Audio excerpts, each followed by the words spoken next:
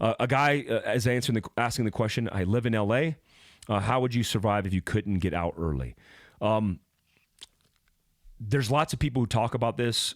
John Lovell talks about this, who I respect very much. I like the idea of having a plan to bug in, not just bugging out, but bugging in.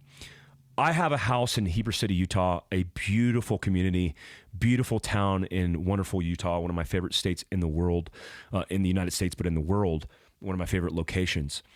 Surrounded by pristine mountains, relatively low crime, but I am building out my house like a compound. For example, I have integrated technology in security. I'm not going to tell you all the means of technological security I have, but I'm an expert at that. I did that in a special missions unit. Technology, because of my Asian gadgetry and skill sets, is my expertise. You will not take a step on my property without me identifying who you are and where you're at on this property.